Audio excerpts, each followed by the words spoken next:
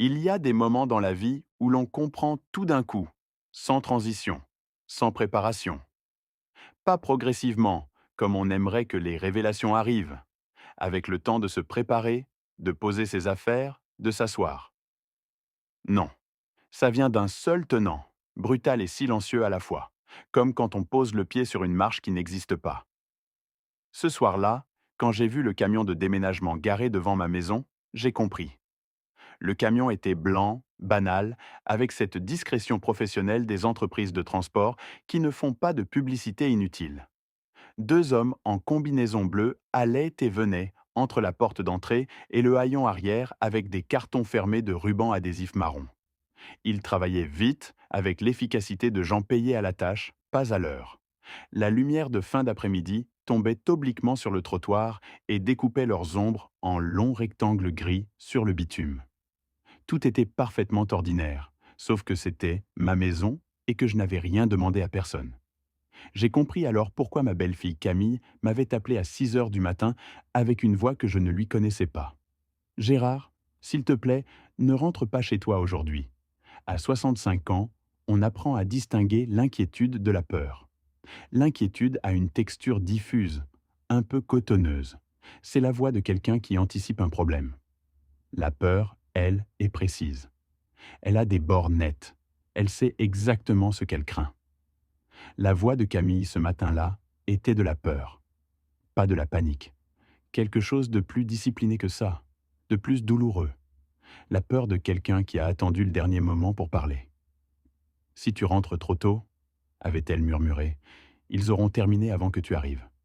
Puis le silence. Ce silence particulier des lignes téléphoniques qui restent ouvertes sans que personne ne parle. On entend la respiration de l'autre. On entend le monde autour d'elle. Et on comprend qu'elle ne peut pas dire davantage.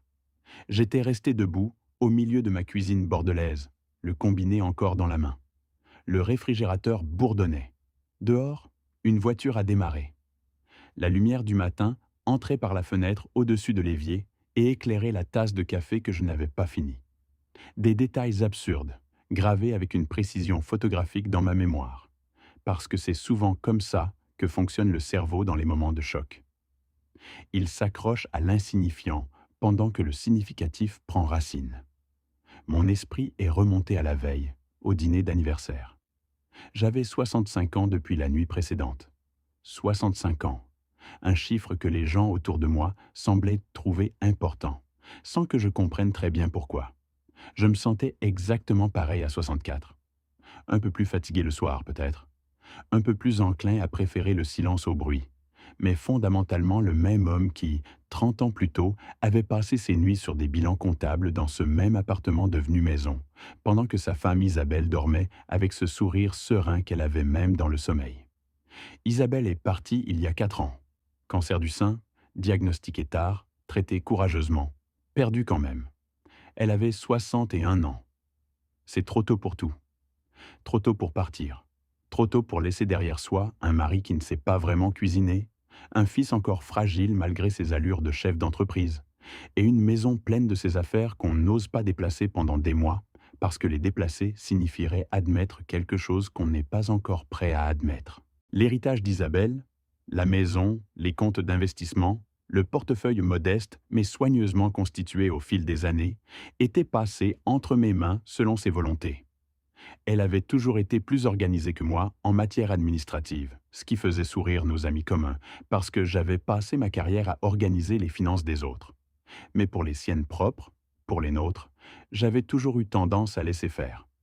Isabelle gérait. Moi, je travaillais. C'était notre équilibre à nous, imparfait comme tous les équilibres, mais solide. Depuis sa disparition, j'avais repris les rênes avec le soin maniaque des gens qui transforment le deuil en méthode.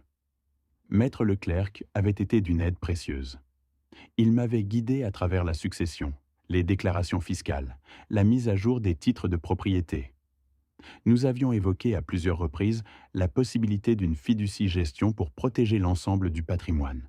Une structure qui permettait de contrôler la transmission sans exposer les biens à des créanciers ou à des revendications imprévues. J'avais temporisé, pas par négligence, mais parce qu'il m'avait fallu du temps pour accepter que je planifiais désormais seul. Le dîner d'anniversaire de la veille avait tout accéléré. Mon fils Théo avait manifesté un intérêt inhabituellement précis pour l'héritage d'Isabelle, par-dessus le gâteau d'anniversaire, avec cette désinvolture calculée que je reconnaissais pour l'avoir pratiquée moi-même des décennies plus tôt dans les salles de réunion. On pose les questions difficiles sur un ton léger pour qu'elles semblent moins difficiles. Ça marche rarement avec quelqu'un qui a passé 30 ans à lire les sous-textes des bilans comptables. La maison était-elle placée dans une fiducie? Comment était structurée la succession? J'avais répondu simplement, sans entrer dans les détails. 30 ans de comptabilité m'ont appris à détecter un déficit avant même que l'audit commence. Ce soir-là, je m'étais retiré dans mon bureau et j'avais signé les documents de la fiducie que maître Bernard Leclerc avait préparé plusieurs semaines auparavant.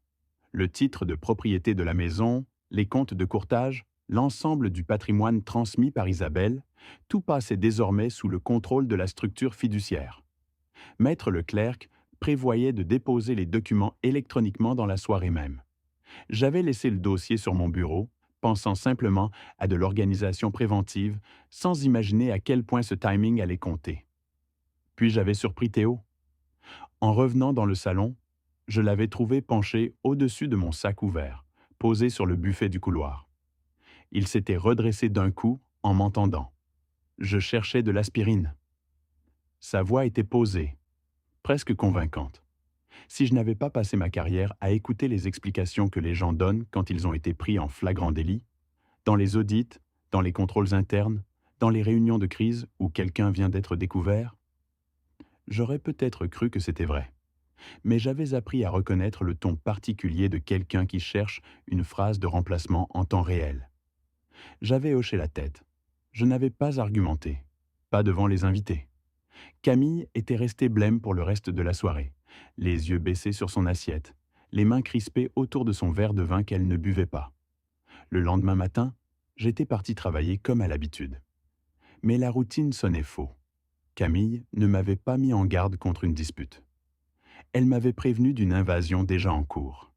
Et quand j'avais tourné dans ma rue ce soir-là, j'avais compris que l'audit de toute ma vie avait déjà commencé. Le dîner d'anniversaire, la veille au soir, avait eu lieu dans le salon de ma maison. Cette grande pièce au parquet de chêne clair qu'Isabelle avait voulu faire poncer et cirer l'année de nos 20 ans de mariage et qui avait gardé depuis cette teinte chaude, presque dorée sous la lumière des lampes. La table avait été rallongée pour accueillir tout le monde. Théo avait apporté 2 bouteilles d'un Saint-Émilion correct, pas exceptionnel, et une tarte aux fruits commandée chez le pâtissier de la rue Sainte-Catherine. Il y avait eu un effort visible dans cette organisation, une attention aux détails qui, sur le moment, m'avait semblé touchante. Je savais depuis longtemps que Théo et moi n'avions pas la même façon d'exprimer les choses. Il ressemblait davantage à sa mère par certains côtés. Ce besoin de rendre les moments importants, tangibles, concrets, matérialisés dans des gestes. Là où Isabelle aurait cuisiné elle-même le plat préféré de quelqu'un, Théo commandait au traiteur. Là où elle aurait écrit une carte à la main, il envoyait un message vocal. Ce n'était pas de l'indifférence. C'était simplement une autre langue de l'attention. Je l'avais compris avec les années, même si j'aurais parfois préféré l'ancienne. Théo avait invité plusieurs personnes que je ne connaissais pas très bien. Le couple Marguerite et Olivier Perrault, qui habitait à 2 rues de chez moi et dont je croisais surtout les chiens le matin, était venu avec une bouteille d'Armagnac et ce sourire légèrement contraint des gens qui ne sont pas tout à fait sûrs d'être au bon endroit. 2 hommes de la société de Théo les avaient rejoints en fin de soirée. Ils étaient arrivés ensemble, en costume, avec l'air de gens qui viennent d'une autre réunion et qui comptent repartir rapidement. L'un d'eux avait été présenté comme Franck Duval, un associé commercial. Je me souvenais lui avoir serré la main. Une poignée ferme, professionnelle, le regard direct de quelqu'un habitué à évaluer les gens rapidement. Puis je l'avais presque oublié. Il avait passé la majorité du dîner à observer la pièce plus qu'à y participer. Théo avait servi le vin pour tout le monde et maintenu la conversation avec cette énergie un peu forcée que j'avais appris à reconnaître chez lui dans les périodes de stress. Quand les choses allèrent bien, il était naturellement expansif, plein de projets et d'anecdotes. Quand quelque chose le préoccupait, il devenait plus animé encore, plus bruyant, plus présent en apparence, comme si l'agitation extérieure pouvait combler ce qu'il cherchait à ne pas laisser voir. Ce soir-là, il parlait trop, pas de façon grossière ou évidente, trop subtilement pour que les autres invités le remarquent. Mais je le connaissais depuis 34 ans. Je connaissais la différence entre son enthousiasme réel et son enthousiasme de surface. Au bout d'un moment, j'avais commencé à noter quelque chose dans la nature de ses questions. Les démarches pour la succession de maman sont compliquées en ce moment ? Avait-il demandé en passant un plat, d'un ton qui voulait paraître distrait. C'est organisé, lui avais-je répondu. Maître Leclerc m'a aidé à mettre ça en ordre. Un sourire. Un hochement de tête. La conversation avait continué. Quelques minutes plus tard, Théo s'était calé dans son fauteuil, tenant son verre par le pied, avec cette nonchalance étudiée. Et les comptes d'investissement, tu les as mis dans la fiducie ? Je suis en train d'examiner cette option, avais-je répondu simplement, sans élaborer. Il y avait eu une légère hésitation dans ses yeux, à peine perceptible, une fraction de seconde. Puis il avait souri à nouveau et s'était tourné vers Olivier Perrault pour lui poser une question sur ses travaux de rénovation. Camille, assise en face de moi, avait à peine touché à son assiette. Elle déplaçait sa fourchette sur sa salade avec des gestes mécaniques, les yeux baissés. De temps en temps, elle regardait vers Théo, puis vers la table, puis vers la fenêtre. J'avais pensé qu'elle semblait fatiguée, et je m'étais dit qu'elle avait probablement eu une semaine difficile. Je n'avais pas insisté. C'est une erreur que les parents font souvent, confondre la pudeur d'un chagrin caché avec de la simple lassitude. Vers la fin du dîner, alors que la tarte aux fruits avait été découpée et que les conversations se fragmentaient en petits échanges parallèles, Théo avait posé une question plus précise. Suffisamment précise pour que je ne puisse pas la classer dans la catégorie des remarques anodines. Les documents de propriété, tu les gardes toujours dans le coffre du bureau, c'est ça ? J'avais hoché la tête une seule fois. Je n'avais pas ajouté quoi que ce soit. Ce moment, cette question posée avec une légèreté trop soigneusement calibrée, à cet instant précis du dîner, devant ces personnes précises, avait mis quelque chose en mouvement en moi. Pas de l'alarme. Plutôt ce sentiment que les comptables reconnaissent quand ils examinent une liasse de documents et qu'un détail ne s'additionne pas correctement. Pas encore de preuve. Juste une ligne qui cloche. Je m'étais discrètement levé de table et j'avais remonté le couloir jusqu'au petit bureau au fond de la maison. La pièce était telle que je l'avais laissée le matin. Les étagères chargées de classeurs archivés par année, le bureau d'acajou qu'Isabelle m'avait offert pour mes 40 ans et sur lequel je n'avais jamais voulu de désordre, la lampe de bureau avec son abat-jour vert que j'avais rapporté d'un voyage professionnel à Lyon 15 ans plus tôt. C'était mon espace depuis toujours, le seul endroit de la maison qui était entièrement, exclusivement à moi. Le dossier que Maître Leclerc avait préparé attendait sur le bureau, exactement là où je l'avais posé 2 jours auparavant. Une chemise cartonnée beige avec l'étiquette Fiducie Gestion, Fontaine G, document constitutif. Je l'avais ouverte et relu les dernières pages avec cette méticulosité de l'ancien comptable qui ne fait jamais entièrement confiance à sa propre mémoire quand il s'agit de documents importants. Puis, j'avais signé. Chaque page, à l'endroit indiqué par les petits drapeaux adhésifs jaunes que Maître Leclerc avait soigneusement apposés. Le titre de propriété de la maison. Les comptes de courtage. L'ensemble du patrimoine transmis par Isabelle, tout passait désormais sous le contrôle de la structure fiduciaire. Maître Leclerc avait dit qu'il déposerait les documents électroniquement dans la soirée. J'avais remis le dossier en ordre, refermé la chemise, et je m'étais accordé un instant dans le silence du bureau avant de retourner rejoindre les convives.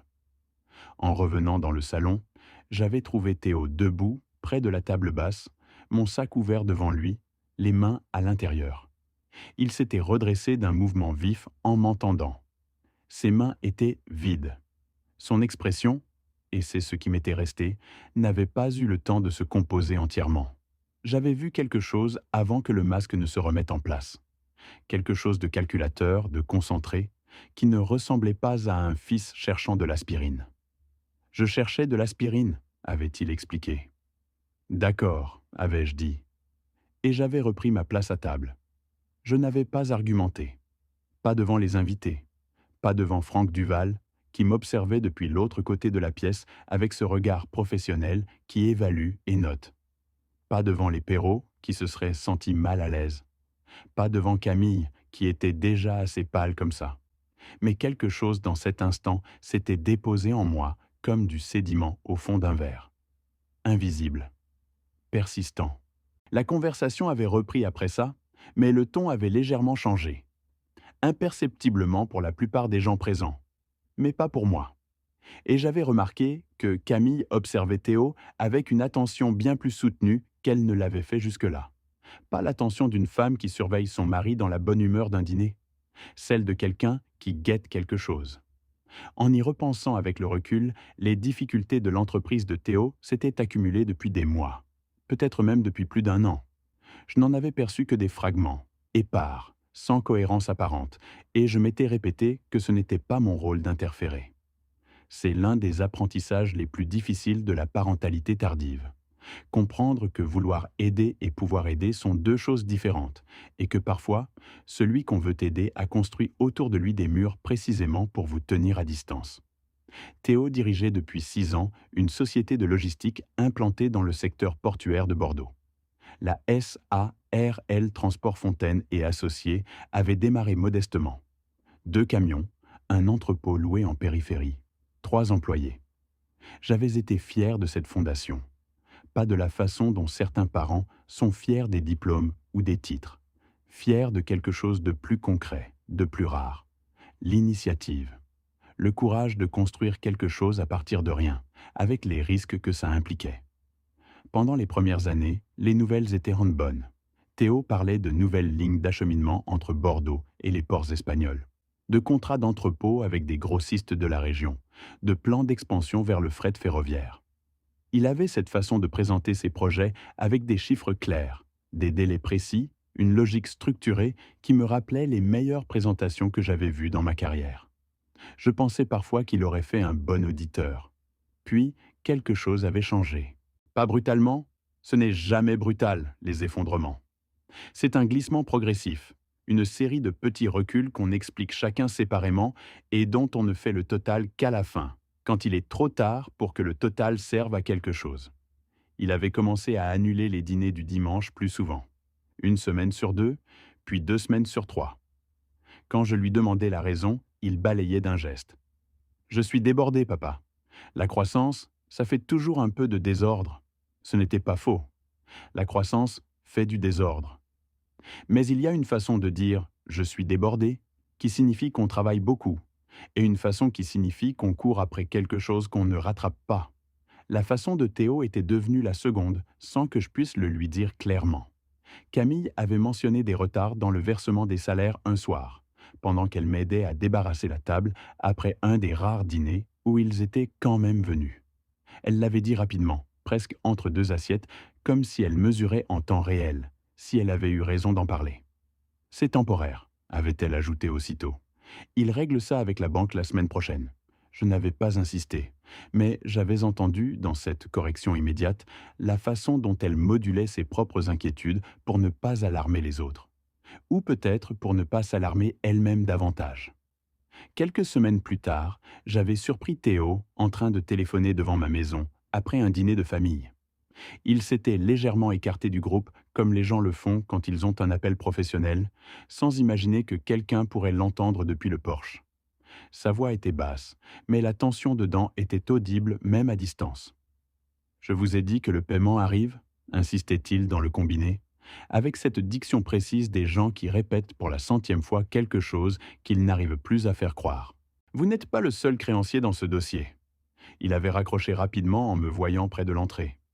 Nos regards s'étaient recroisés 1 seconde. Il avait souri. Ce sourire bref, fonctionnel, qui ne monte pas jusqu'aux yeux.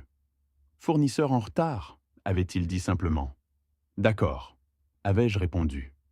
Et nous étions rentrés. Plus tard ce soir-là, après que Théo et Camille étaient montés se coucher dans la chambre d'amis, Camille était redescendue à la cuisine sous prétexte d'un verre d'eau. Elle avait hésité un long moment près de l'évier avant de parler. « Ces emprunts deviennent compliqués », m'avait-elle dit sans me regarder. « Ils gèrent, mais c'est compliqué. » Je lui avais demandé si je pouvais faire quelque chose. Elle avait secoué la tête, remercié d'un sourire épuisé, et remonté l'escalier. Quand j'en avais reparlé à Théo la fois suivante, directement, en tête-à-tête, en essayant de poser la question avec le moins de jugement possible, il avait répondu avec cette assurance un peu trop lisse des gens qui ont préparé leur réponse à l'avance. C'est un financement commercial ordinaire, papa. Rien dont tu aies à t'inquiéter. Ces choses-là se régulent. J'avais laissé tomber le sujet. Les parents apprennent avec le temps que pousser trop fort ferme souvent les portes plutôt que de les ouvrir. Et j'avais une autre raison, plus personnelle, de ne pas insister. Je savais que Théo avait toujours eu du mal avec l'idée que son père, l'ancien comptable rigoureux, celui qui avait passé sa vie à trouver des erreurs dans les chiffres des autres, regarde ces chiffres à lui. Il y avait entre nous, depuis des années, cette zone non dite où mon expertise professionnelle croisait sa vie privée, et nous avions tous les deux tacitement décidé de ne pas l'explorer. Ce que je n'avais pas réalisé, c'est à quel point la situation était déjà grave. Théo avait développé son entreprise rapidement, trop rapidement au regard du contexte, en finançant l'achat de nouveaux camions et d'espaces d'entrepôt supplémentaires par l'emprunt. Des crédits professionnels à des taux corrects au moment de leur souscription, mais dont la charge était devenue difficile à supporter quand plusieurs contrats d'acheminement majeurs s'étaient effondrés dans la foulée d'une réorganisation logistique d'un grand distributeur régional. Les dettes, elles, étaient restées. Le total avait grimpé à plus d'1 200 000 € de prêts commerciaux, assortis de cautions personnelles, des engagements que Théo avait signés lui-même sur ses biens propres pour obtenir les financements. Ce type de garantie, courant dans le monde des PME françaises, est aussi ce qui transforme l'échec d'une entreprise en catastrophe personnelle. Les fournisseurs avaient commencé à adresser des lettres de mise en demeure. La banque avait émis une notification formelle réclamant des garanties complémentaires dans un délai de 48 heures. Le genre de courrier qui annonce, en termes choisis, mais sans ambiguïté possible, qu'on est au bord du précipice. Au moment de mon dîner d'anniversaire, je ne connaissais pas les chiffres exacts.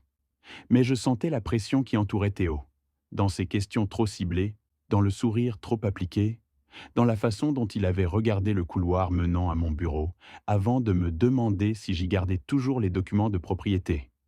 Et cette pression expliquait pourquoi la maison où j'avais vécu depuis 30 ans, la maison qu'Isabelle avait aimée, la maison dont j'entendais encore le bruit de ses pas dans l'escalier les soirs où je restais tard dans mon bureau.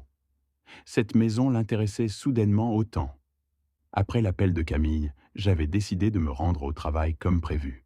Non pas parce que je n'étais pas troublé, je l'étais, mais parce que je savais, par expérience, que les décisions prises dans l'urgence émotionnelle ne valent généralement pas celles qu'on prend après avoir laissé les choses se poser.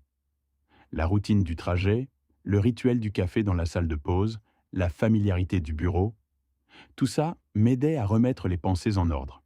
Je travaillais alors à temps partiel pour un cabinet de conseil en gestion d'entreprise installé dans les beaux quartiers du centre de Bordeaux. 3 jours par semaine, ce qui correspondait bien à ce que je voulais de cette période de ma vie. Assez pour rester actif, assez pour garder une raison de sortir de chez moi, pas assez pour ne plus avoir de temps pour autre chose. Après la retraite anticipée de mon ancien cabinet comptable, j'avais cherché un équilibre entre la continuation et le relâchement. Et j'avais fini par le trouver dans ce rôle de conseiller occasionnel que mes collègues qualifiaient, avec une affection légèrement narquoise, de sage du couloir de droite.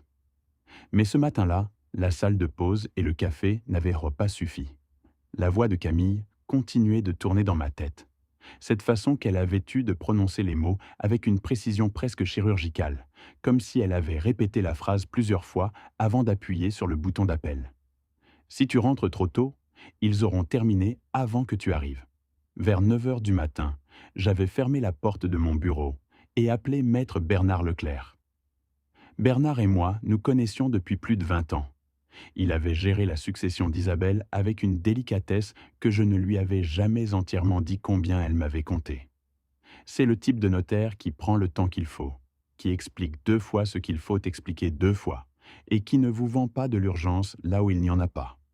Il était précisément pour ça que je lui faisais confiance. Bernard, lui avais-je dit, j'ai reçu un appel étrange de Camille ce matin. Elle m'a dit de ne pas rentrer chez moi aujourd'hui. Il y avait eu un silence bref. Pas le silence de quelqu'un qui ne sait pas quoi répondre, mais de quelqu'un qui réfléchit avant de parler. Comment est-ce qu'elle a formulé ça avait-il demandé.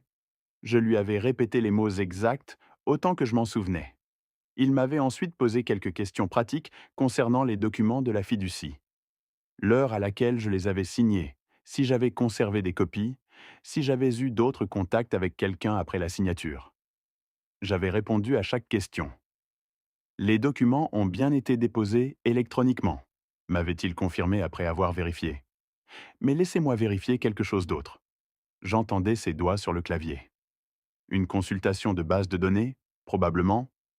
Les notaires ont accès à certains systèmes de suivi des actes et des titres de propriété en temps réel. Quelqu'un a tenté d'accéder à l'historique de titres de votre bien immobilier hier soir, tard, via le système de consultation du service de publicité foncière. Il avait laissé la phrase finir d'elle-même dans l'air. La demande provenait d'une adresse IP enregistrée à votre domicile. Je m'étais adossé dans mon fauteuil et j'avais fixé le mur en face de moi.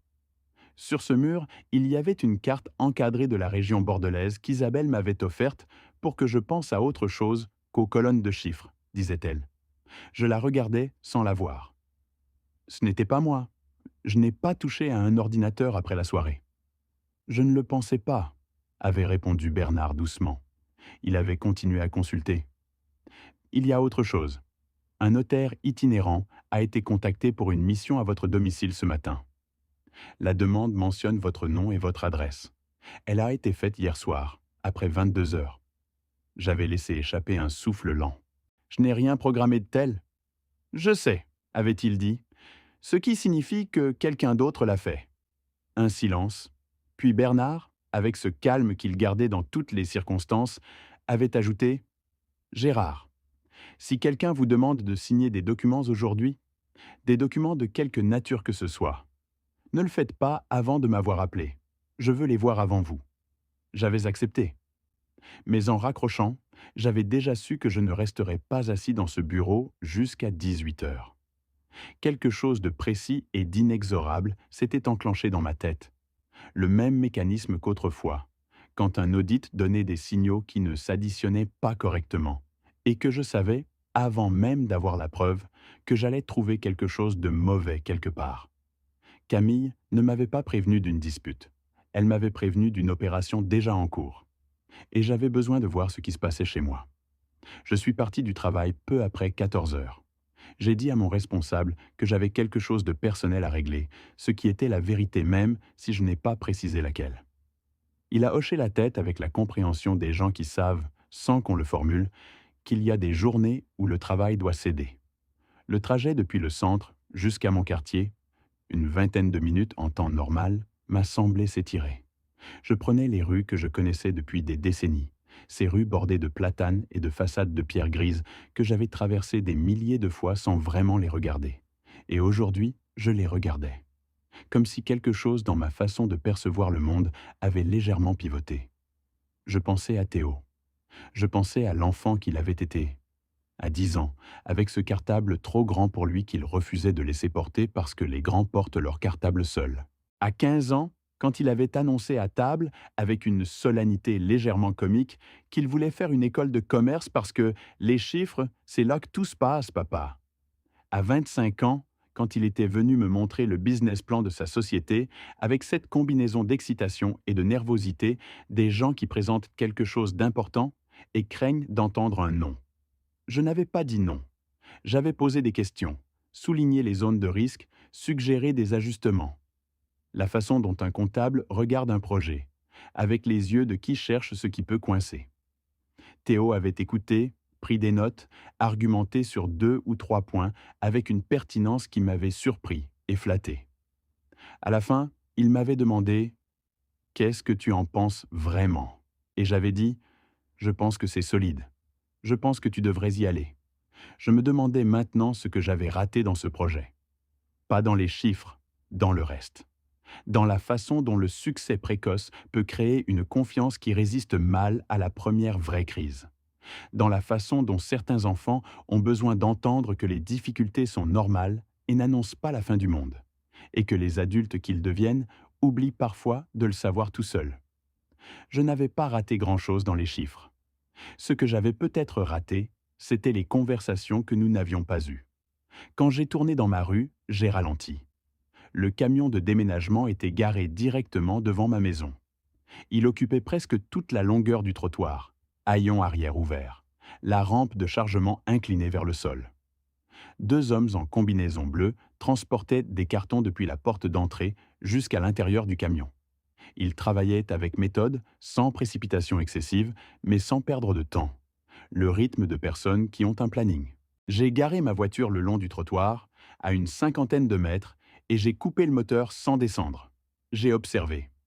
Théo se tenait sur le porche d'entrée. Il était en veste, pas en tenue de travail, la veste grise qu'il portait lors des réunions avec des clients.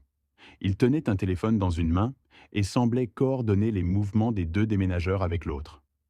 Commencez par les tableaux dans le couloir et l'argenterie dans la salle à manger, lui ai-je entendu dire quand je me suis approché à pied, resté sur le trottoir d'en face assez longtemps pour qu'il ne me remarque pas encore. Ensuite, vous sortez le coffre du bureau. Utilisez le diable. Il est boulonné au sol, vous aurez besoin de l'outillage. Il ne réorganisait pas des papiers. Il dépouillait la maison. L'argenterie d'Isabelle, les tableaux qu'elle avait choisis un par un pendant des années lors de brocantes et de galeries locales, sans jamais dépenser plus que ce qu'elle s'était fixé comme budget, mais avec un œil qui m'avait toujours impressionné. Le coffre dans lequel je gardais les documents les plus importants, les titres de propriété, les actes notariés, les dossiers d'assurance. Il voulait tout ça hors de la maison avant que la banque ne puisse geler ses avoirs. J'ai appelé Maître Leclerc. « Je suis devant ma maison », lui ai-je dit à voix basse. « Il y a un camion de déménagement. Théo est là. Il donne des instructions aux déménageurs. » « Je m'en doutais, » m'a-t-il répondu sans élever la voix. « Je suis déjà en route. Ne signez rien et essayez de ne pas vous retrouver seul avec lui si vous pouvez l'éviter. » J'arrive dans 20 minutes maximum. J'ai raccroché et j'ai marché vers ma maison. En approchant, j'entendais Théo parler à l'intérieur depuis le couloir d'entrée. « Mon père a signé les papiers hier soir. On procède à une réorganisation des biens dans le cadre de la succession. » Sa voix avait le registre de quelqu'un qui récite une explication qu'il a préparée, assez précise pour sembler officielle, assez vague pour ne pas être facilement contredite. Je suis entré par la porte d'entrée. Les deux déménageurs se sont immédiatement figés. L'un d'eux, le plus proche, tenait un carton serré contre lui. L'un des cartons plats que j'utilisais pour l'archivage. Il a regardé Théo. Théo s'est retourné lentement. Pendant un instant, 2 secondes, peut-être 3. Aucun de nous deux n'a parlé. C'est dans ces intervalles-là que les vérités passent, avant que les mots ne les recouvrent. J'ai vu son expression traverser plusieurs états très rapidement. La surprise d'abord, réelle et complète, celle de quelqu'un qui avait prévu d'avoir encore plusieurs heures.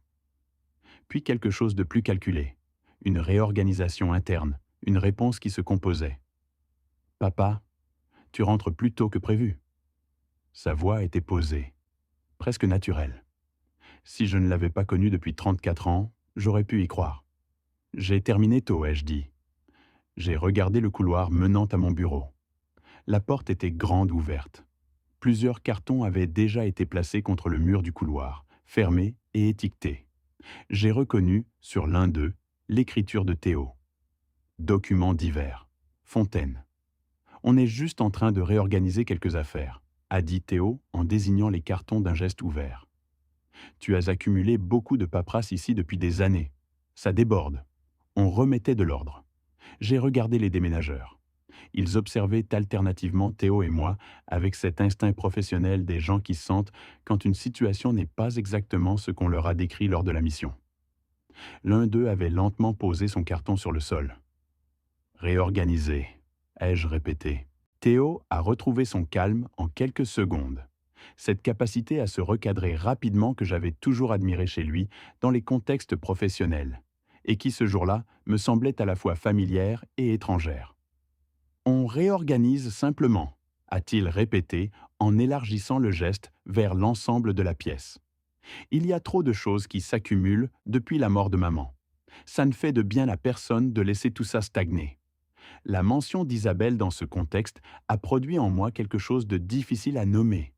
Pas de la colère exactement, mais une résistance physique, comme quand on reçoit un coup là où on ne s'y attendait pas, et que le corps se contracte avant même que l'esprit ait eu le temps de traiter l'information.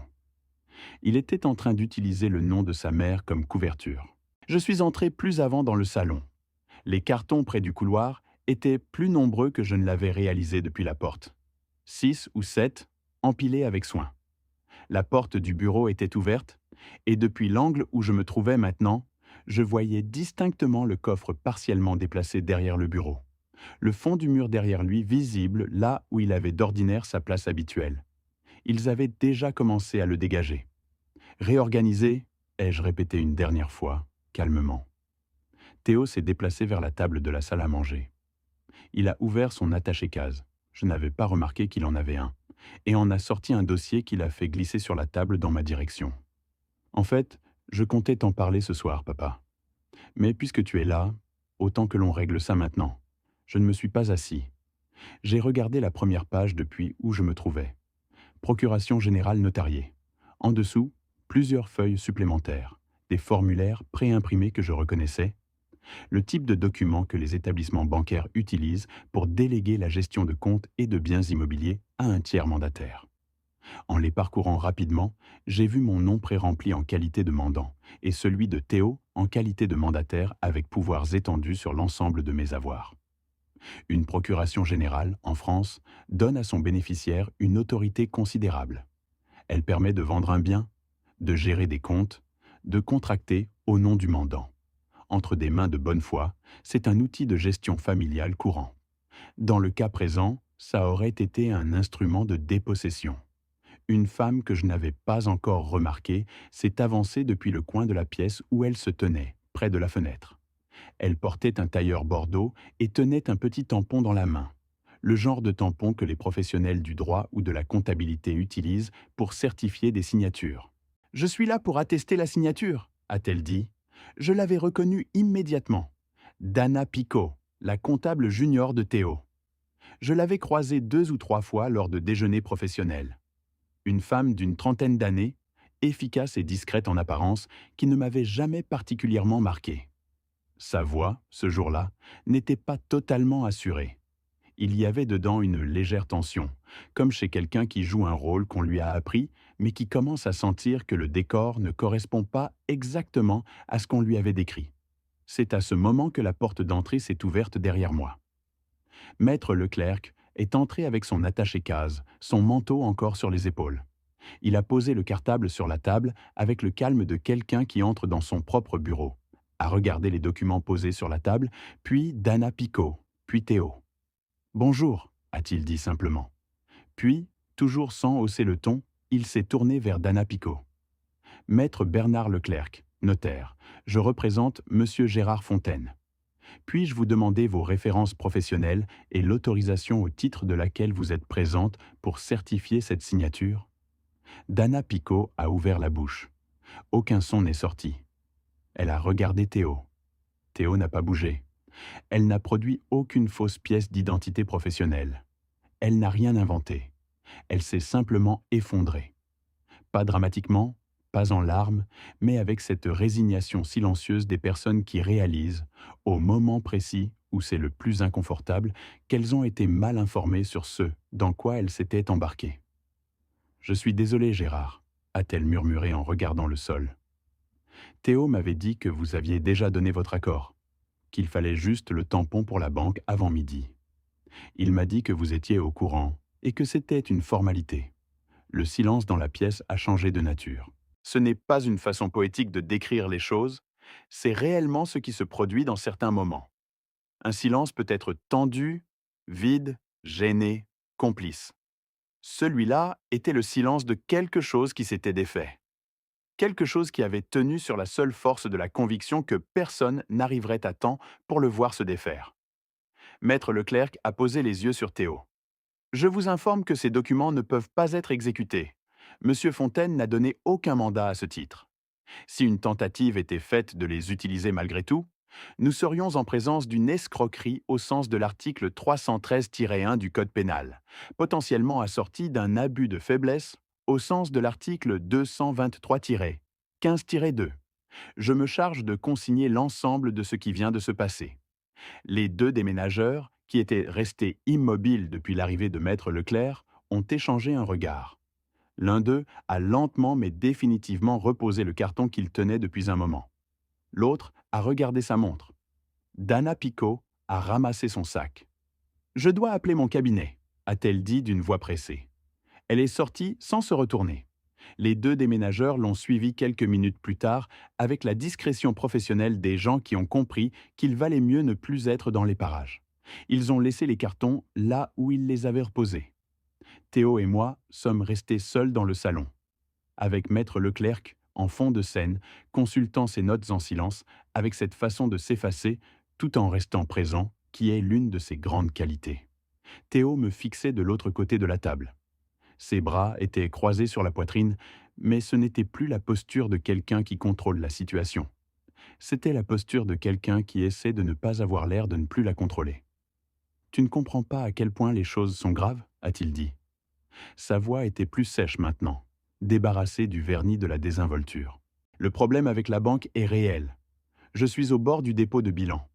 Si je n'apporte pas de garantie dans les 48 heures, tout s'effondre. L'entreprise, les camions, les contrats, tout. Je l'ai regardé. Ce visage que je connaissais mieux que le mien propre. Ces traits qui ressemblaient à ceux d'Isabelle autour des yeux, et aux miens autour de la mâchoire. Ce fils que j'avais porté sur mes épaules dans les allées du parc bordelais un dimanche après-midi, parce qu'il avait décidé que ses jambes ne fonctionnaient en plus, et qui m'avait regardé avec le rire d'un enfant qui sait qu'il est aimé sans condition. J'ai refermé le dossier posé sur la table. « Non », ai-je répondu tranquillement. « Je crois que je comprends enfin très bien. Je ne l'ai pas dit avec de la dureté, pas avec de la colère. La colère demande une énergie que je n'avais pas envie de gaspiller sur ce moment-là. Ce que j'ai dit, je l'ai dit avec cette clarté simple qui vient quand on a cessé de se raconter des histoires sur une situation.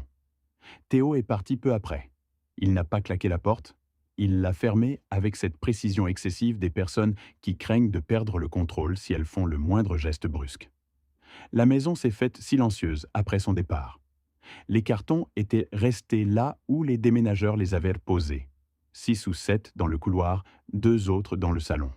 Ils donnaient à la pièce quelque chose d'inachevé, de suspendu, comme si une phrase avait été commencée et ne s'était pas terminée.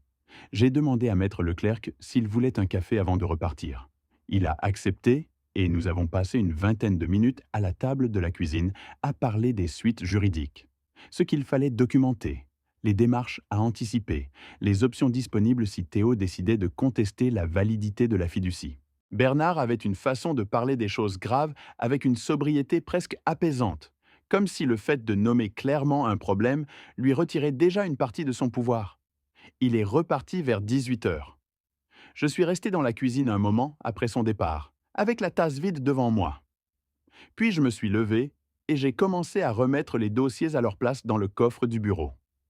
En passant par le couloir, en prenant les cartons un par un, en les portant jusqu'au bureau. C'était un travail simple, mécanique, et c'était exactement ce dont j'avais besoin. Les mains occupées, la tête libre pour laisser la journée se déposer. En rangeant, je suis tombé sur un carton que Théo n'avait pas étiqueté comme les autres. Celui-là portait la mention « Document Isabelle », divers. Je l'ai ouvert. À l'intérieur se trouvaient les vieilles lettres de vœux qu'Isabelle gardait dans un tiroir du bureau. Des cartes de Noël, quelques photos, des petits mots de sa main à elle, que j'avais retrouvés et regroupés après sa mort. Il les avait mis dans un carton de déménagement. Je me suis assis sur le bord du bureau et j'ai tenu quelques-unes de ces cartes dans les mains sans les ouvrir. Après un moment, je les ai remises dans le tiroir, là où elles étaient avant. Certaines choses n'ont pas de prix. Pas parce qu'elles valent beaucoup, mais parce qu'elles ne valent rien sur aucun marché. Elles n'existent que dans la relation entre une personne et ce qu'elle a aimé. Camille est revenue en fin de soirée. Il était aux alentours de 22 heures. J'entendais sa voiture depuis le salon, puis ses pas sur l'allée du jardin, puis le son familier de la clé dans la serrure. Elle avait encore un double que je lui avais donné il y a 2 ans, lors d'une période où elle avait besoin de passer régulièrement pendant que j'étais en déplacement. Elle est entrée doucement, comme si elle n'était pas certaine d'être la bienvenue. Elle a refermé la porte derrière elle sans bruit. Ses yeux étaient de rouge, légèrement gonflés. Elle avait pleuré à un moment dans la journée, mais elle semblait maintenant plus à bout de force qu'émotive, avec cette fatigue profonde qui vient après qu'on a pris une décision difficile et qu'on n'est pas encore sûr d'avoir bien fait. Il faut que je t'explique ce qui s'est passé ce matin, a-t-elle dit en posant son manteau sur la chaise de l'entrée. J'ai fait un signe vers la cuisine. Nous nous sommes tous deux assis à la table, aux mêmes places que tout à l'heure avec Bernard, comme si cette table était devenue dans la journée le siège de toutes les conversations importantes. J'ai trouvé les documents avant qu'il se réveille, a-t-elle commencé. Hier soir, il était rentré tard. Je dormais déjà. Ce matin, il était encore endormi quand je me suis levé. J'ai vu son attaché-case ouvert sur la table du salon. Elle s'est arrêtée un instant. Elle regardait ses mains à plat sur la table. Il y avait un dossier dessus, intitulé Autorisation patrimoniale. Fontaine G. Je l'ai ouvert. J'ai lu les premières pages. Elle a levé les yeux vers moi. Je savais que les affaires de Théo allaient un de la mal, a-t-elle dit avec la voix de quelqu'un qui confesse quelque chose qu'il aurait dû dire plus tôt. Je le savais depuis plusieurs mois. Mais je ne savais pas qu'il envisageait d'impliquer ta maison. Je ne savais pas que c'était allé jusque-là. Depuis combien de temps étais-tu au courant pour les dettes ? Lui ai-je demandé doucement. Depuis l'automne dernier environ. Il me disait que c'était temporaire, que la banque avait juste besoin de temps, que les contrats allaient se renouveler. Elle a sorti son téléphone et l'a posé sur la table entre nous, face visible. Ces messages, il me les a envoyés la semaine dernière. J'ai lu l'écran. La conversation était courte. Dans l'un des messages, Théo avait écrit clairement « Une fois que la maison est vendue, tout repart à zéro. C'est la seule solution qui reste. » Dans un autre, quelques heures plus tard, « Papa comprendra quand la situation sera stabilisée. Il n'a pas besoin de tout savoir maintenant. » Camille a repris son téléphone. « Il me répétait que tu comprendrais, que c'était pour stabiliser la situation, qu'il te rembourserait. » Elle a exhalé lentement, les épaules légèrement affaissées. Je lui faisais confiance sur le reste. Mais sur ça, utiliser ta maison sans te le dire, préparer une procuration sans t'en parler d'abord, je ne pouvais pas. Je ne lui ai pas répondu immédiatement. Il y avait quelque chose d'important dans ce qu'elle venait de dire. Pas les faits eux-mêmes, que je connaissais maintenant, mais la façon dont elle les disait. Avec une honnêteté épuisée, sans chercher à se mettre en valeur, sans omettre les parties où elle avait elle-même tardé à parler. Les gens expliquent parfois les choses, non pas parce qu'ils espèrent être pardonnés, mais parce qu'ils ont besoin que quelqu'un entende la vérité. Cette nuit-là, Camille avait besoin que la vérité soit entendue. « Il y a autre chose ?» a-t-elle ajouté après un moment. Elle a ouvert une application sur son téléphone. Un enregistreur audio, l'icône d'un micro sur fond rouge. On a eu de sérieuses disputes à propos des dettes ces dernières semaines. Un soir, il a dit des choses que je ne voulais pas oublier. J'ai commencé à enregistrer certaines de ces conversations. Pas parce que je planifiais quoi que ce soit, juste parce que j'avais besoin d'une trace, de quelque chose de réel que je pouvais relire quand je commençais à me demander si je voyais les choses trop en noir. Elle m'a regardé. Je ne savais pas que cet après-midi allait se passer comme ça. Mais maintenant que ça s'est passé, ces enregistrements ont peut-être de l'importance. J'ai regardé le téléphone posé sur la table entre nous. Le petit fichier audio représentait, dans sa modeste existence numérique, quelque chose que Camille avait porté seule pendant des semaines. La preuve qu'elle n'inventait pas ce qu'elle voyait, que sa perception de la situation était juste, que la réalité était bien la réalité. « Je t'en remercie », lui ai-je dit simplement. Elle a hoché la tête sans répondre. Nous sommes restés encore un moment à la table de la cuisine, avec le bruit de la nuit dehors. Une voiture au loin, le vent dans les platanes de la rue. La réponse de Théo est venue plus vite que je ne l'avais prévu. En moins d'une semaine, Maître Leclerc m'appelait pour me transmettre une information que son confrère, l'avocat de Théo, lui avait notifiée par courrier recommandé. Théo avait introduit une requête devant le tribunal de grande instance de Bordeaux afin de contester la validité de la fiducie-gestion que j'avais constituée. Son avocat plaide que vous n'étiez pas en pleine possession de vos facultés au moment de signer les documents, m'a expliqué Maître Leclerc lors de notre réunion dans son étude. La requête évoque une possible altération des capacités cognitives liées à l'âge et au deuil récent. J'ai hoché la tête lentement. L'accusation en elle-même ne m'a pas surpris autant que j'aurais peut-être dû le laisser paraître. Après 30 ans de comptabilité et d'audit, on a souvent vu des situations où, faute d'arguments de fond, on attaque la personne.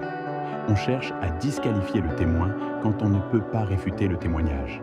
C'est une tactique ancienne et elle fonctionne parce qu'elle est difficile à réfuter sans ressembler à quelqu'un qui proteste trop. Ce qui était différent ici, c'est que c'était mon fils qui l'utilisait contre moi. Donc l'argument est que j'étais confus, ai-je dit. En substance, oui.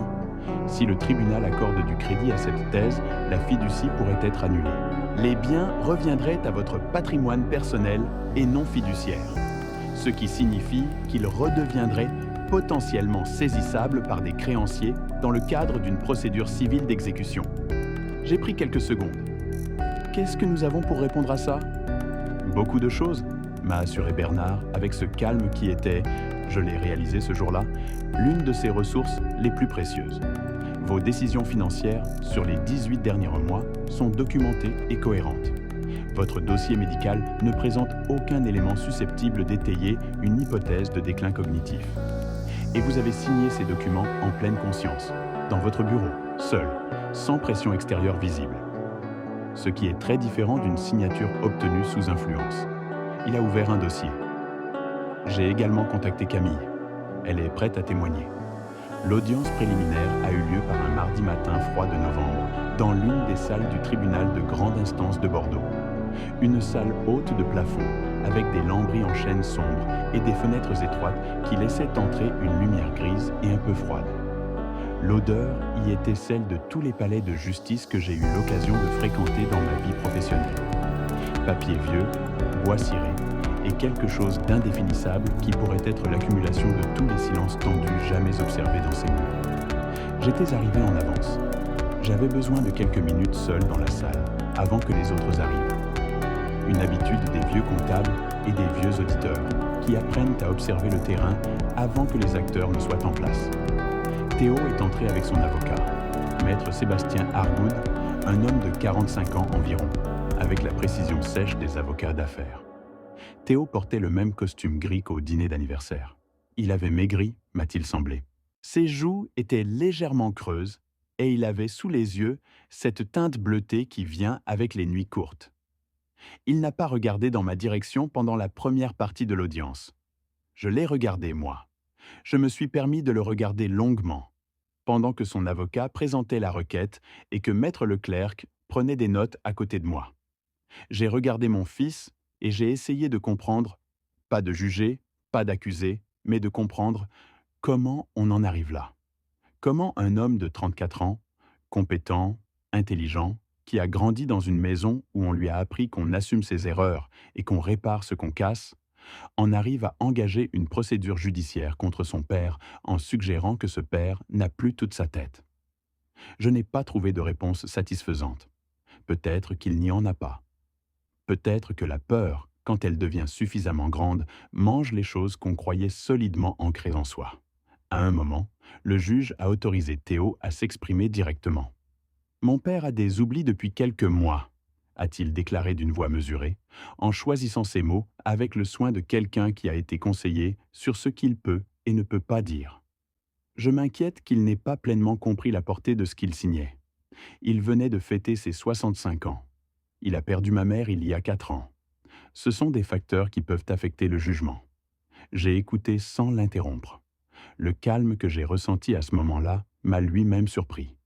J'avais attendu dans les jours précédents que la colère monte. Celle que les gens ressentent quand on remet en cause leur intégrité, quand on utilise leur deuil comme argument judiciaire, quand leur propre enfant se présente devant un tribunal pour dire qu'ils ne sont plus tout à fait lucides. La colère était venue, le soir où j'avais lu la requête pour la première fois dans le bureau de maître Leclerc. Mais ce matin-là, dans la salle d'audience, elle était partie. Il ne restait qu'une clarté tranquille. La clarté des personnes qui savent exactement ce qui est vrai et qui n'ont plus besoin de se battre contre quoi que ce soit, juste d'attendre que la vérité se dépose. Maître Leclerc s'est légèrement penché vers moi. Nous avons préparé la documentation complète de vos décisions financières sur l'année écoulée. Elle est cohérente, structurée, sans aucune irrégularité. Ça parlera d'elle-même. Camille était assise à côté de moi. Elle gardait les mains serrées sur ses genoux, les yeux fixés sur le président du tribunal. Elle n'avait pas regardé Théo depuis qu'il était entré. L'avocat de Théo a continué à décrire la fiducie comme un acte précipité, pris sous l'impulsion d'un dîner agité, par un homme âgé encore fragilisé par un deuil récent. Chaque mot était soigneusement pesé. Chaque formulation avait été choisie pour être légalement défendable, tout en construisant une image. La salle était inhabituellement silencieuse. On a tendance à imaginer les procès comme des affrontements bruyants, des joutes verbales, des moments dramatiques. La réalité des audiences civiles est souvent différente. Des gens qui parlent posément, des documents qui circulent, des questions qui semblent techniques mais portent des enjeux considérables. Ce qui se jouait dans cette salle ce matin-là, c'était une compétition de récits, deux versions de la même réalité. Et la question centrale était simple, à laquelle le juge allait-il accorder foi? Pour l'instant, la version de Théo tenait encore. Ce que le tribunal n'avait pas encore entendu, c'était la voix de Théo lui-même, enregistrée quelques semaines auparavant, en train d'expliquer à sa femme exactement ce qu'il comptait faire. Quand Camille a été appelée à la barre pour témoigner, la salle est devenue sensiblement plus silencieuse. Ce n'est pas une façon littéraire de dire les choses, c'est ce qui s'est réellement passé. Il y a des silences différents. Celui-ci était le silence d'une salle, qui comprend que quelque chose va être dit, qu'on n'entend pas souvent dans ces circonstances. Camille s'est levée de la banquette à côté de moi et a marché vers la barre avec une lenteur qui n'était pas de la lenteur de quelqu'un qui hésite, mais de quelqu'un qui mesure chaque pas. Elle portait un manteau gris foncé, ses cheveux relevés simplement, et elle regardait droit devant elle en marchant. Elle n'a pas regardé Théo. Elle a posé les deux mains sur le rebord de la table de la barre, comme pour s'y ancrer, et a attendu que la greffière lui rappelle les termes du serment. Elle l'a prêté d'une voix ferme, pas forte, mais ferme. L'avocat de Théo a commencé son interrogatoire avec des questions de routine. Depuis combien de temps connaissait-elle la situation financière de l'entreprise? Quel avait été son rôle dans les démarches du mois précédent? Avait-elle eu connaissance de la constitution de la fiducie avant le dîner d'anniversaire? Camille répondait calmement, avec une précision qui venait manifestement de quelqu'un qui avait décidé depuis longtemps de ne rien exagérer et de ne rien atténuer. Oui, je savais que l'entreprise de Théo avait des dettes sérieuses, a-t-elle dit, depuis plusieurs mois. Mais je n'étais pas au courant qu'il envisageait d'impliquer la maison de Gérard dans le règlement de ses dettes. Je l'ai appris le matin où j'ai trouvé les documents dans son attaché-case. Et pourquoi n'avez-vous pas parlé plus tôt des difficultés financières de votre mari à votre beau-père? A demandé l'avocat de Théo, avec la légèreté de quelqu'un qui pose une question innocente mais espère une réponse utile. Camille a pris un court instant. Parce que Théo m'avait demandé de ne pas en parler, parce que je lui faisais confiance, et parce qu'il me répétait que la situation était temporaire et qu'elle allait se régler.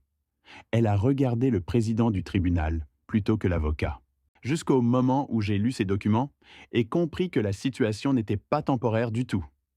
Théo s'est légèrement redressé sur son siège. Son avocat a posé une autre question, cherchant à rediriger.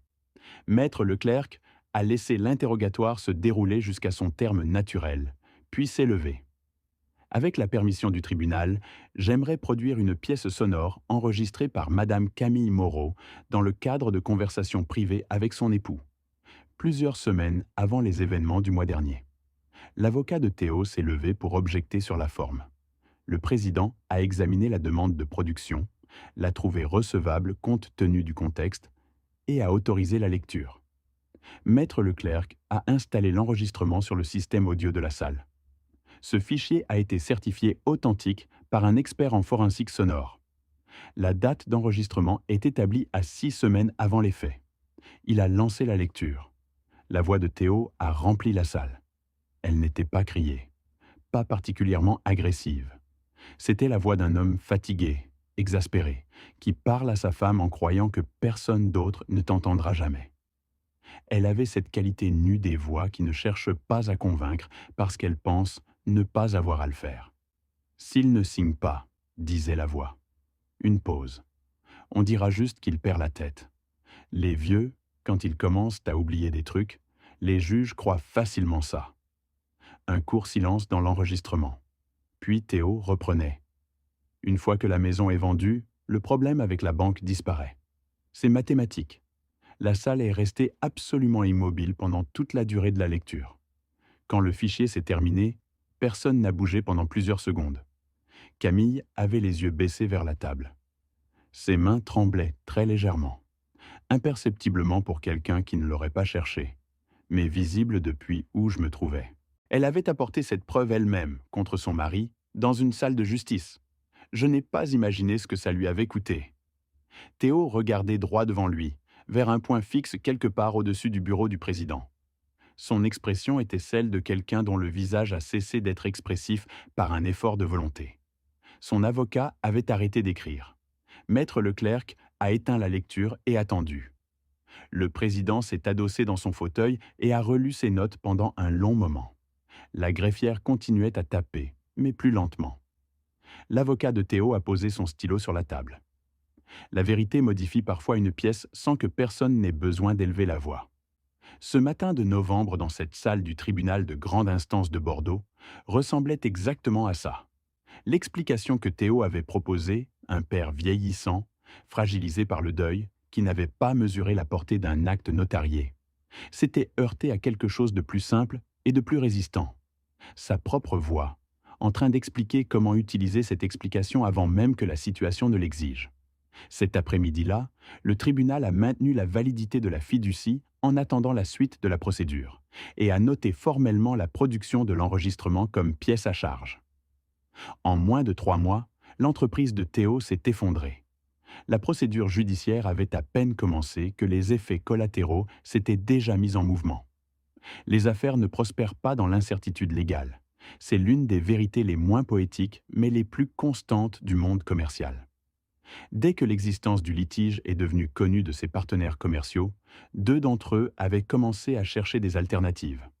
Un troisième avait invoqué une clause de leur contrat permettant de le résilier en cas de procédure judiciaire impliquant la direction. La banque, de son côté, avait activé les dispositions de sa mise en demeure. Sans garantie supplémentaire, sans perspective de résolution rapide du dossier financier, elle avait engagé la procédure de recouvrement. Les cautions personnelles de Théo, ces engagements qu'il avait signés sur ses biens propres pour financer l'expansion de l'entreprise, sont devenus le cœur du problème.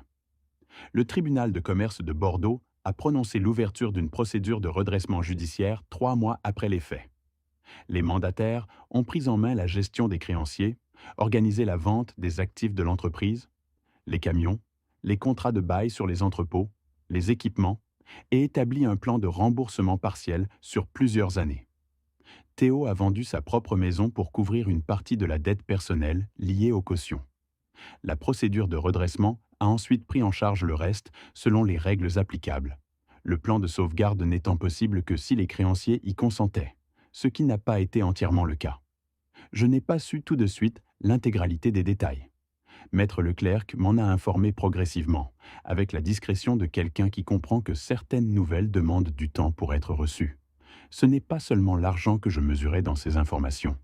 C'est ce qu'elles signifiaient pour l'homme que mon fils avait voulu être, pour les 6 ans de travail qu'il avait investi dans cette entreprise, pour l'image de lui-même à laquelle il avait accroché assez de son identité pour avoir préféré, à un moment, essayer de voler la maison de son père plutôt que d'admettre qu'il avait besoin d'aide. Camille a déposé une demande de divorce quelques semaines après l'audience préliminaire. Elle est venue me le dire elle-même, un soir, à la même table de cuisine où nous avions eu notre première vraie conversation. Elle portait un manteau de laine rouge que je ne lui avais jamais vu. Elle semblait différente. Pas plus légère exactement, mais différente dans la façon dont elle occupait l'espace. Moins contractée. « Je pars vivre chez ma sœur à Lyon pour l'instant », m'a-t-elle dit. « Le temps que les choses se posent. » Je lui ai demandé si elle avait besoin de quoi que ce soit. Elle a secoué la tête doucement. « Non, merci Gérard. Pour tout. » Pendant la procédure de divorce, elle n'a pas parlé en mal de Théo.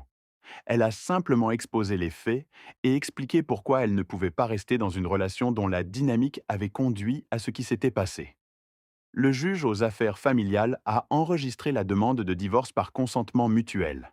Il n'y avait pas d'enfants à protéger, pas de querelle de biens significative, et les choses se sont réglées avec la sobriété triste des fins qui n'ont plus rien à prouver. Les réactions au sein de la famille se sont divisées en silence, comme elles le font toujours dans ces situations. Ma sœur Madeleine, qui vit à Périgueux et avec qui je parle au téléphone chaque dimanche depuis 50 ans, m'avait appelé 2 jours après l'audience. Est-ce que tu aurais pu faire autrement m'avait-elle demandé directement, à sa façon habituelle. Non, lui avais-je répondu. Alors voilà, avait-elle dit simplement. Mon beau-frère, le mari de Madeleine, m'avait envoyé un message quelques jours plus tard pour me dire qu'il trouvait que j'avais été dur. Je lui avais répondu que je comprenais son point de vue. Ce n'était pas de la fausse diplomatie. Je le comprenais vraiment. On voit la même situation différemment selon où l'on se tient et selon ce qu'on a décidé une fois pour toutes sur ce que signifie protéger quelqu'un qu'on aime. Un cousin éloigné avait posté quelque chose sur les réseaux sociaux, une formulation vague sur l'importance de la famille et du pardon, qui visait clairement la situation sans la nommer. Je n'y avais pas répondu. Les vieilles amies d'Isabelle, elles, m'avaient presque toutes contacté. Pas pour commenter, pas pour juger, simplement pour dire qu'elles pensaient à moi. L'une d'elles, Suzanne, que je connaissais depuis le lycée d'Isabelle et qui était toujours restée dans le cercle familial, m'avait envoyé un mot à la main.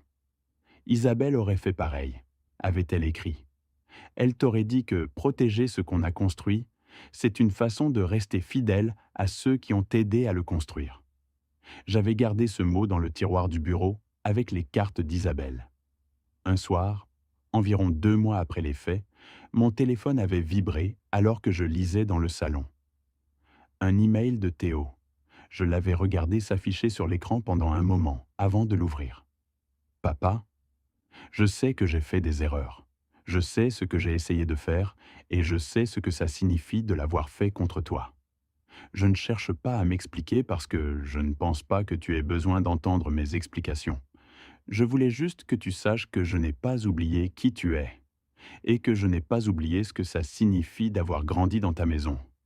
Je pense que tu n'avais pas à tout faire pour te protéger, mais je comprends pourquoi tu l'as fait. Théo, j'ai relu le message plusieurs fois. Il y avait dedans quelque chose que je n'avais pas attendu. Non pas des excuses, pas vraiment, mais une forme de reconnaissance. La différence est importante. Les excuses demandent quelque chose de l'autre. Elles attendent une réponse, un geste, une absolution. Ce message ne demandait rien. Il affirmait seulement qu'il savait. J'ai fermé l'ordinateur sans répondre. Pas par cruauté, pas parce que je voulais lui signifier quoi que ce soit, mais parce que je n'avais pas les mots pour répondre à ça. Pas encore. Peut-être pas avant longtemps. Et que parfois, le silence le plus honnête qu'on puisse offrir, c'est celui qui dit ⁇ Je t'ai entendu et j'ai besoin de temps ⁇ Plus tard cette nuit-là, dans le silence de la maison revenue à elle-même, les cartons depuis longtemps repartis, le coffre à sa place, les tableaux d'Isabelle au mur, j'ai repensé à l'appel de Camille à 6 heures du matin. À ce moment-là, dans ma cuisine, j'avais seulement entendu l'avertissement. La logique de l'urgence, ne rentre pas, ils auront terminé, avait absorbé presque tout le reste.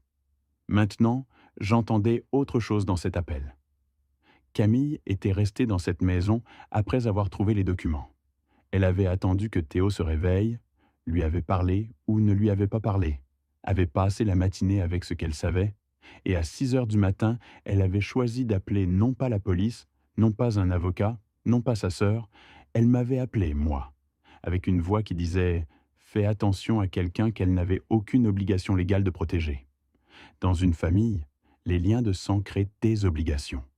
Les liens de choix, ceux que les gens contractent, non pas parce qu'ils y sont nés, mais parce qu'ils décident de les honorer, sont différents. Ils sont, en un sens, plus révélateurs. Ils montrent ce que les gens sont vraiment, quand rien ne les y oblige. Camille avait choisi de faire ce qu'elle avait fait ce matin-là. Et ce choix-là, dans toute la complexité de cette période, était ce que je garderai le plus longtemps. La vie a une façon de vous montrer où réside réellement la confiance. Parfois, elle vient de la personne que l'on attendait le moins. Et parfois, la maison que l'on croyait défendre n'est pas seulement briques et mortier, titre de propriété et acte notarié. C'est l'endroit où quelqu'un a choisi de vous faire confiance quand personne ne l'y forçait. Cette nuit-là, en éteignant la lumière du bureau, celui d'Isabelle, le mien, le nôtre, depuis toujours, J'ai pensé que j'avais eu de la chance. Pas la chance de n'avoir pas perdu la maison. La chance d'avoir su, au moins une fois, où se trouvait la vraie loyauté.